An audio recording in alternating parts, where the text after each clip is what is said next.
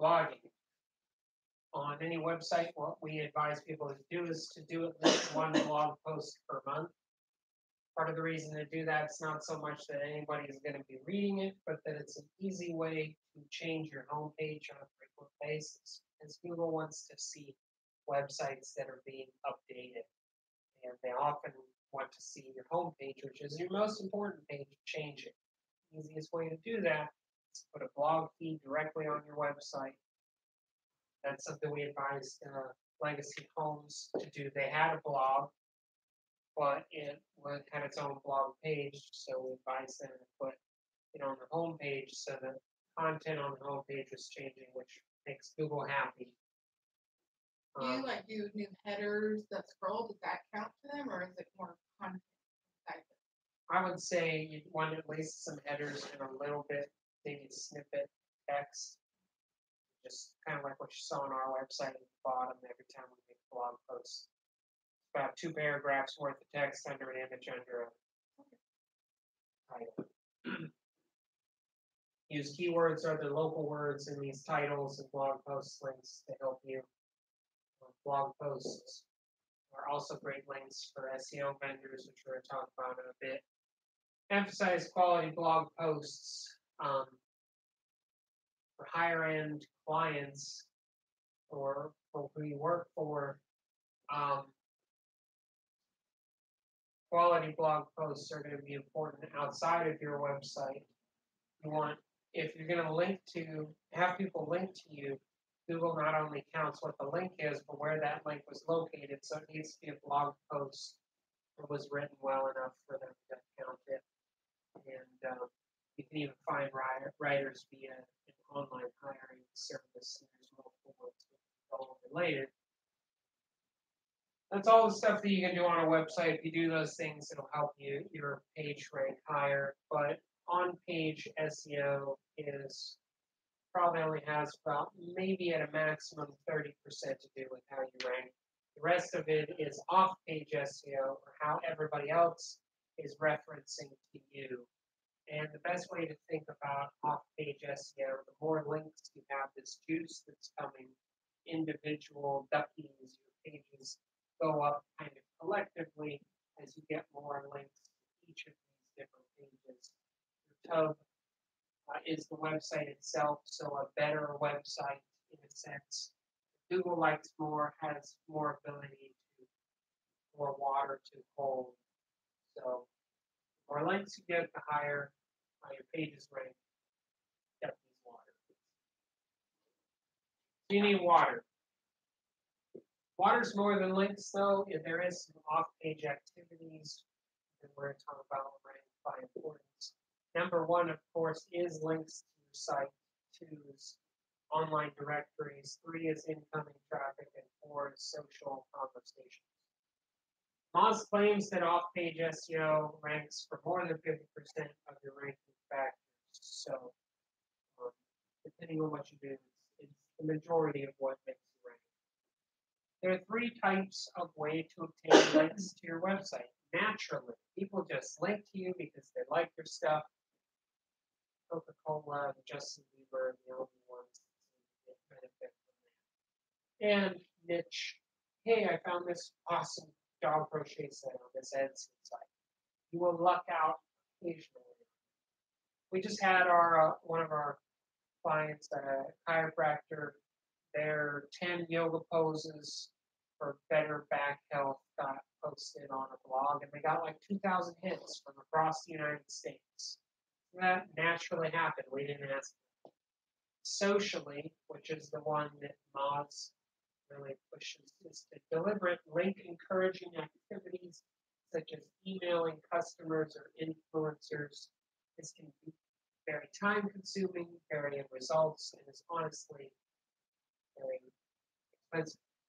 And then manually finding, posting, or paying for links on sites, blogs, or etc. Really the only affordable SEO option for most businesses that aren't willing to pay $1 million or have an entire SEO team whose job is to email people. This tends to be how most SEO companies run. So you want to have some socially, but for the most part, you're only going to run it through the manually obtained links, which are what we do. Within these manually obtained links, you have to keep 4 things in mind in any link you obtain. It's quality, diversity, frequency, depth. First of all, link quality. Not all links are created equal, especially in manual linking. You'll find links that aren't good. And the best way to tell if you want a website to link to you or not, is to look it up. Moz, or you can just do domain authority checker in Google. There are a lot of third-party companies that just link to Moz as well. And my website is 32 in domain, 42 on the page. This is really good for a local company. Most clients we start off with, they're maybe in the new site, these are both 0, but most of them tend to be in the 10s and 20s. So we've got to work on getting those numbers to go up. So in any website that you want to link to, it's best to first check their domain and page authority. They also have a third thing called spam score, that if they think your website has too many spammy looking links, your spam score is really high. So even if these numbers, if you somehow fudge these numbers up, but this is like 7, you definitely do not want to link from these people. You do not want to link from these people because it will penalize you potentially. So there's many different sources from which you can obtain links, such as places like Fiverr or Auth. It's a good practice to always check again the domain and page authority. When bad links show up, it's like pouring dirt in a tub. The little ducks get dirty, and Google will be less likely to pick them up. Really bad links will even drain water out of the tub, making all of your ducks drop down. So we don't want to do that. Link diversity. To make things even more complicated, Google wants links to be different in many ways. So you can, the text that contains a link is called anchor text. All of these are technically anchor text, besides this one really, because this is what is called a naked URL, meaning that what this links to is what it says. But the rest of these are basically anchor text about my company, principal marketing. So this would be a keyword-specific anchor text. You want to use those sparingly, like 10 to 20%. And then you want to use about 30% of each of these, either a naked URL, branded URL, or a non-keyword related URL. They're very, in the last couple of years, which has changed, used to be able to do a whole lot more anchor text linking. We ruined it. You're welcome. So they want to see this used sparingly, and then these more frequently, because the bottom 3 look more natural. They want to see not only links themselves, but a diversity on how websites are linking to you.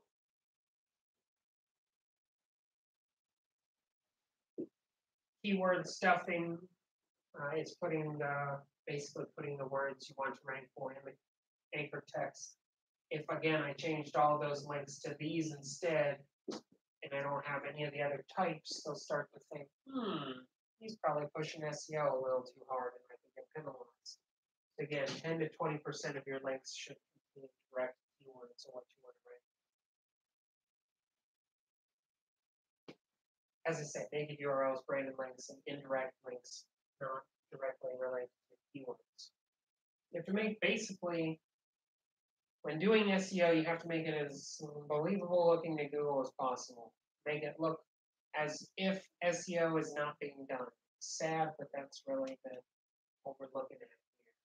So if you weren't a member, the best way to look at it is if you weren't a member of this organization or doing stuff for them, try to think how someone might directly link to a page. Take yourself out of it. Think about how people might want to do that. Sometimes click here, making links that just say click here. That's a way that a lot of people do it. So you should have, if you pay people to build links to you, or some of those links should say click here. Link diversity, again, there are 2 types of links. There's a follow and no follow. Follow means that Google has no instructions. It means that when Google sees this link, it clicks that link and sees where it goes. No follow is a code that literally is in the link itself that says no follow, meaning that when Google finds that link, they will not follow through, they will not count it as a link that counts in their system. You'll find that a lot of news sites link so frequently that a lot of their links, Fox News, your ABC, your any of those sites that have lots of links, they'll put a lot of no follows because they don't want so much linking to penalize them. They also don't want to get asked by people all the time, can you put a link on my page or try, they don't want to turn it into a paid link platform because they have so much authority. So no follow is a way to talk and link about a website without it technically counting in Google. That's what I use for my blog. I use like an affiliate link. Mm-hmm. So, like say I've got an affiliate link that I get paid on. If someone buys something, I use a no follow because I think there's like you're supposed to do that. Or if it's like a paid, like sponsored post, I think some of it you're like legally not supposed to. Yeah, it all depends on what you agree to. How would you get paid if it was a no follow? If they click on it, it's still my link, but I guess it's so that it doesn't help. I don't really know. I just always do no follow on my paid or on my affiliate stuff. It's kind of a tricky legal thing that I don't quite understand. But basically, if you're an affiliate, the links that you create should not count towards their rank in Google. Yeah. You're being paid for it. Technically, you're not supposed to pay for links.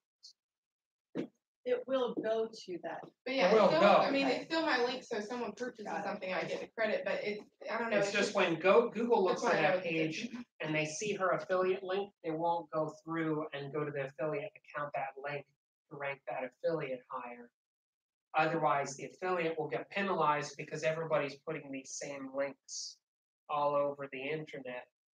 So the affiliate probably also asks you to do that so that they don't get penalized for all of those links. It can get a little complicated. So basically, they've created this no follow thing if you don't want a link to penalize you if you've got a link that's going to show up a lot of places. And I think legally that paid content you no follow. Yeah, again, there's a legal thing. Yeah, I don't really understand that. Anyway, directories like Google Maps or Yellow Pages, a lot of these, the links to your website are no follow. If you do SEO over a long period of time, it's a good idea to keep an eye on the amount of follow versus no follow. But the only way to do that is through third-party services like SEMrush. Basically, the industry standard is that 70% or more of your links should be no follow links. That kind of naturally happens because you get listed on a bunch of online directories anyways. But if you do so much linking, that eventually your follow links start to outpace your no follow links, Google will start to see that as suspicious. That's why when we do SEO for companies, it's on a monthly basis because I can't just do all of it and stop and it's done. You have to do it over time in a very natural way, following all of these rules. Link frequency.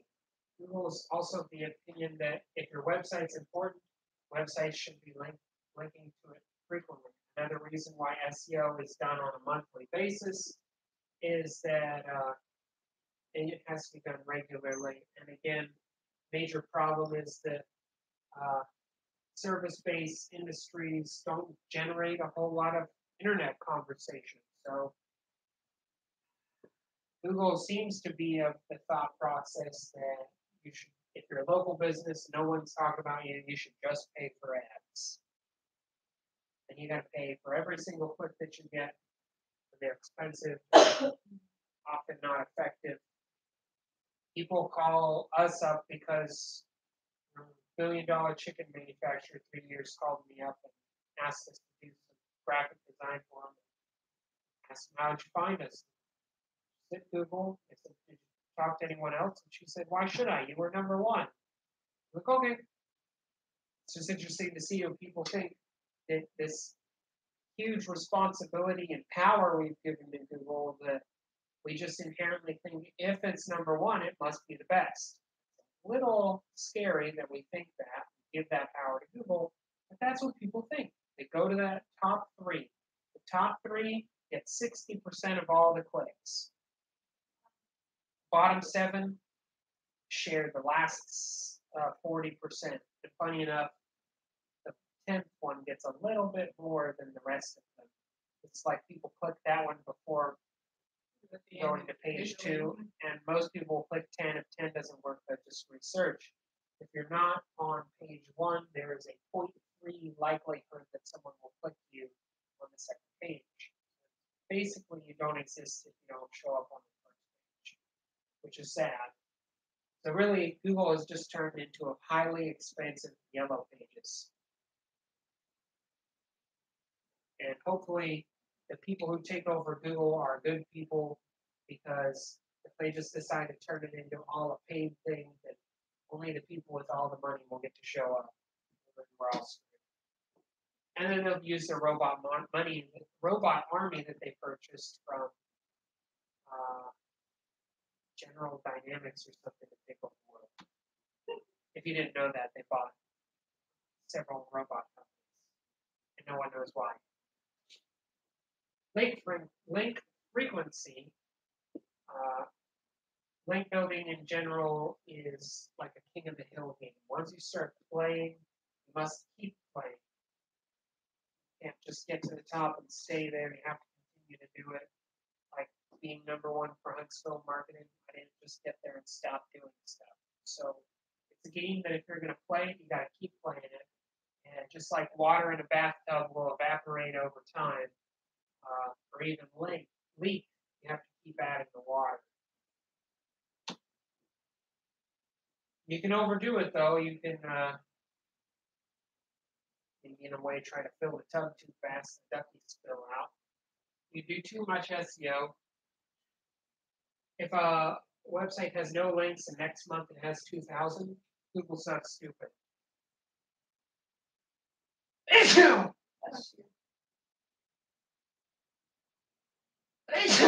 I can never sneeze once. Excuse me. You have to pace yourself and trickle in your links. So vary their structure, location. You have to continue to do it. You only need about 1 link per domain for that to count. Getting links in the same website over and over will not help you. So once you get a link on a page, you just kind of need to move on and find somewhere else. So it looks better to Google the amount of domains linked to rather than total domains. Link depth. This is another way that SEO is very complicated. There's a depth factor, internal and external, and tiered linking.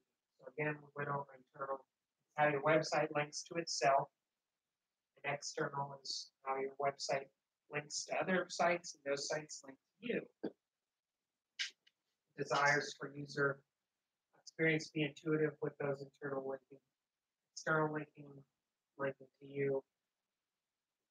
Linking to another site as long as that site, linking to another site on your site, linking somewhere else, as long as that website's not malicious or has a terrible, horrible ranking, then nothing will hurt you by linking to other people. So it's something good to do. If you only link to yourself and obtain links to yourself, Google starts to see this as suspicious. So you've got to play the game, play fair with others. Linking to other community sites like your local chamber of commerce, other websites that might be good resources, helpful directories. Those are easy excuses to make links that go externally. I would say, however, though, on external links, when you're linking to somebody else, have that link open in a new tab. Do not have people leave your site. It's just good website practice. That way your website stays open, and to Google, the person's stay on your website technically lasts longer because they've been on your page. While they're surfing that other page, your page is still open. So make sure all external links open in a new tab.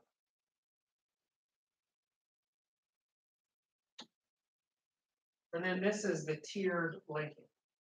This is again where like having an SEO company is helpful. So you've got your site, and then you've got sites that link to you. Google just doesn't want to see sites linking to you though.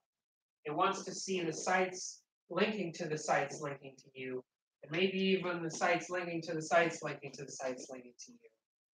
So these blog posts that post to you, Google also wants to see proof that those blog posts have links, and the blog posts about those blog posts, or those directories about those directories. It starts to trickle down into tiers of the authority from these can slowly move up into yours. But if all you do is a bunch on this level of just sites linking to you, that also triggers Google to say, this is fishy. So you have to make it look like the conversation just kind of gravitated towards your site, as opposed to all of them being on this line. Make sense?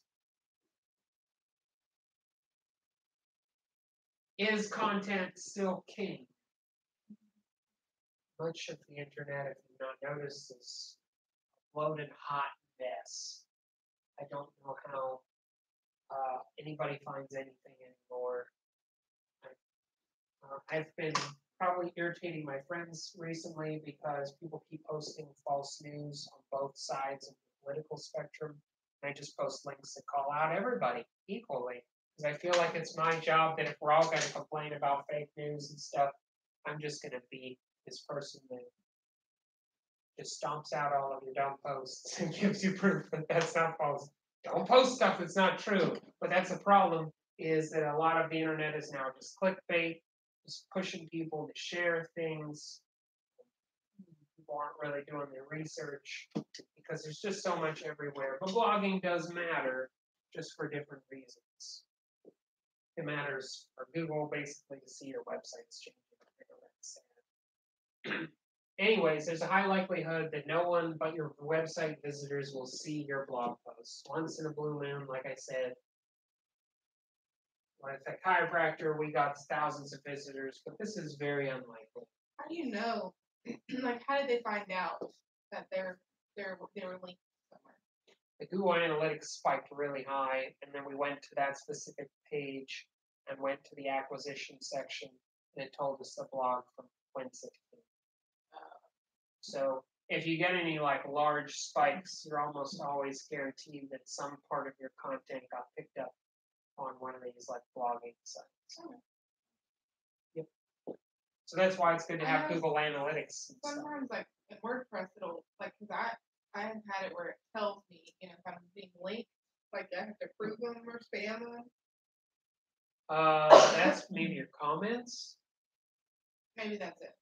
Yeah, because comments. The comment system. The link. Oh, that's yeah, those people are trying to basically spam links on your site because most of them are weird. Legit. Oh, okay. But stuff because it's like blog posts I've done, like DIY projects that then a lot of people like link to. I don't really fully understand how it works. I've not heard of that plugin. Most of that, I'd have to see what it is. I'd be interested to take a look. Again, very unlikely that you get linked to just naturally. Google still cares. They want to see you actively attempting to be a part of this bloated hot mess. So, continuing to refresh your website, adding content. A blog is the best way to do that. One blog post a month. Try to have it at least 500 words and have the feed show up on the homepage. That's the best way to just show that you are actively talking. And then social media still helps. Social media does not affect your ranking in Google, but it can drive eyeballs to your site for them to read blog posts or watch a video. Blogs are great because reading results in longer sessions. So if someone does want to read your blog article, that means they're going to stay on the page longer, which Google likes to see. Again, links to social media do not count as a link towards you, but social media links to a page that talks about you that has a link that then goes to you. That's helpful. So like third, fourth tier of social posts referencing to links that then talk about you. Again, it gets all weird multi-level cake thing, but that's one way that social links are helpful. Directory content. Google appreciates consistency, and studies show they penalize inconsistency. I've been having trouble with this with a local client. They had 2 Google map listings across the street because they moved. Google saw both of them, and it was confused to where they were, so we had to call Google, get one of them closed. Other problem was he's a lawyer, he used to be in Michigan. A bunch of his directories online still say he's in Michigan, so we're trying to get all of those deleted. Because Google doesn't know where to rank him, doesn't know where to rank this page. Well, sometimes it shows up in Michigan, sometimes it shows up in Huntsville, but the website doesn't say anything about Michigan. So you want to have all of your directory content at the same. So if you're having problems, those people like with Yext are really good at it because they have like a partnership with some of these that they can get approvals put through faster than you can. So if you've got some directory problems, it is good to use Yext. But I would say with Yext, only like frontward facing consumer service related stuff, any kind of B2B business, kind of like what y'all do, Yext is probably not going to be that helpful. And that's all I've got.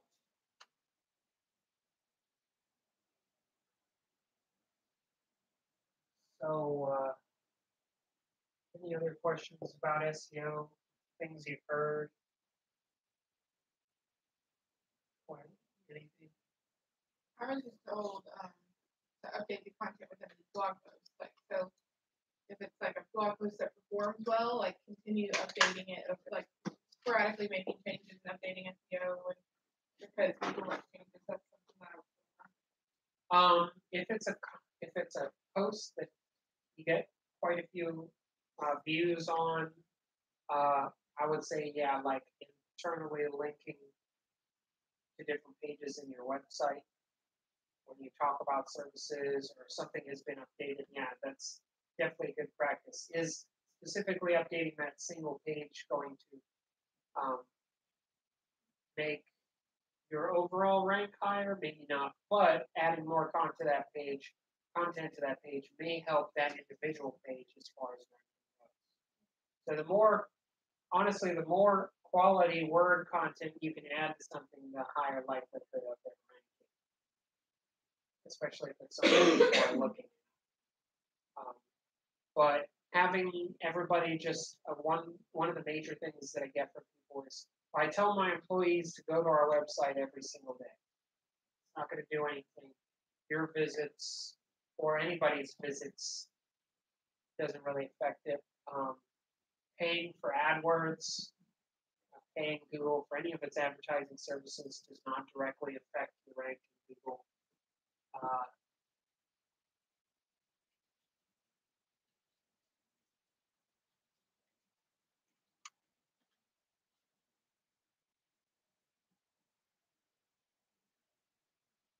So you've got these ads here, and these are all on a bid system. Nothing you do with what we talked about today is going to change how these rank, just how much you're willing to pay.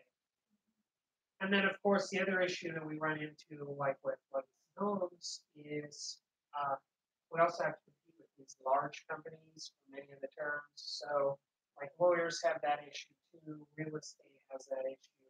What we've worked on, at least the first local one, is them. So if people are just trying to find a local business, we get them to show up number one as far as local listings. But like maps, this can all depend on where you are.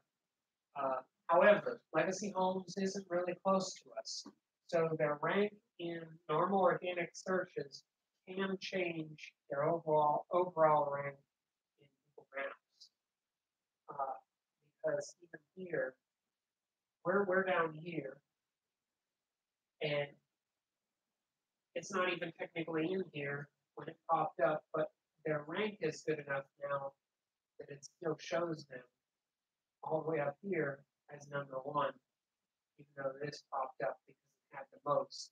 So basically what I'd say is if you're wanting to rank higher in maps, doing organic SEO will slowly help you move up.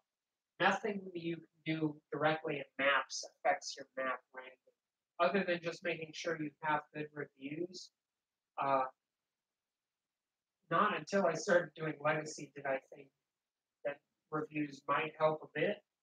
I'm wondering, but Google is also getting pretty good at telling if reviews are fake or not. And because it's not like it ranks these, there's someone down here that has more than them, but they're not at the top. So reviews don't seem to inherently change your rank in Google either. But in saying that, though, it's good to have the correct category. There's sometimes we'll find a client who doesn't have the right category. And actually, you're able to add 3 categories. So add the top one as your main one and the 2 sub ones under it, making sure that you have photos. So this is where you would claim that business in that Google Map list, Google My Business. That's where you change all of these things. It'd be important to add photos. They like to see that. And just kind of making sure all of your map listing is filled out completely. Any blank sections may penalize you because you're not fully participating. But they have done a great job in asking for reviews, and some of it's just asking people to review when they're done with you, or so that's how maps work. It's just kind of, I'd say 50% based on where you are and 50% based on your overall SEO. Have they paid you to help them, or? Mm-hmm. Oh. Yeah, we've got them hovering around #1 for quite a few stuff. So it's taken time. It's taken a good year to really establish it. Now we're kind of in maintenance mode and making sure that they stay there, so that when people are looking, like they're showing up at the top. Home related, home builder related stuff. And there's fluctuations, even some months where they'll drop. That's just part of the game, because SEO is not just it's like life. You ever seen those memes where like what I thought life would be like, and then what life was really like? That's what SEO is just life. So, and even when you start to really change things, you can even see, and I warn people about this, you can even kind of see it drop for a little bit. If you change a whole lot of stuff, Google kind of does a repositioning thing where they're not really sure yet. They're trying to figure things out, and then it'll settle back out. So I'll see a client go up.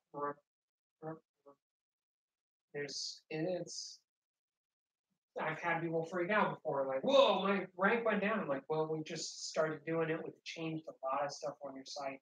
You gotta give it time. So most people, if you're doing concerted SEO, I let people know it's going to be 3 to 6 to maybe even 9 months before you see a significant change. So what we do is we go on, fix all this on-page stuff as much as we're allowed to. Like Legacy Homes, we don't do their website, someone else does. So we give suggestions, and it's up to that company to do them. And then when all that on-page stuff is taken care of, we also do help them with blogs. Then we focus mainly on the off-page SEO, and I have a list of different vendors that we use, people we contact, people we ask for links for. We go throughout the community and see who's linking to home builders, see if we can find any resources for them. But you'll eventually optimize that out, and then it's just about getting blog posts and other stuff to link to them, make sure all of their directories are okay. And probably for most clients, we're building a couple hundred links every single month. Top links, and not only those, but the links that support the links we create in a way to make it look organically that they talk. My most requested service, and probably the one that technically make the least profit margin on them, just because it costs us so much time. Yeah, it's one of our most expensive services, but by no means the one we make the most money on. It takes a lot of time, and there is immediate proof of whether or not it's going well. So, but it's something people need. I mean, how else do we find stuff? We Google it. I'm kind of intrigued now. Because I'm thinking, so I have like a home decor DIY blog. So I'm like, I wonder, I mean, like these people want links and stuff. And I wonder if I could reach out to them and say, hey, let me come like tour your home, take pictures, do a blog post and link to you. Like, I wonder if there could be like an agreement there for me. Like, depends on what your rank is currently. Yeah. Maybe we should check that. This would be good to know. I'm like, oh gosh. Okay, so the way to check your rank. Let me get that. I looked up Avalanche, but I didn't. So you can do domain authority checker. And this is Moz's official tool. You can use as much as you have third-party ones too. What's the domain? TheHandyHome.com.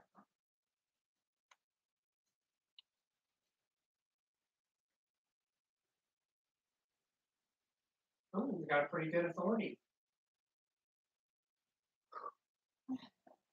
Quite a few links, actually. You've been linked to quite a bit. That's why I'm in the like blogger groups where we. Yeah. And that's and some of them will tell you. I mean, some of them it's planned, and some of them are not. Yeah, you can tell these are good quality. Google really thinks these are very organic. So you have pretty good authority that can pass on. Well, I mean, I was just thinking. I don't know. I just thinking about like companies locally and like what I'm always brainstorming when I'm in here. But if a lot of people who are wanting to sell and stage their Oh, for sure. All right. Thanks for watching.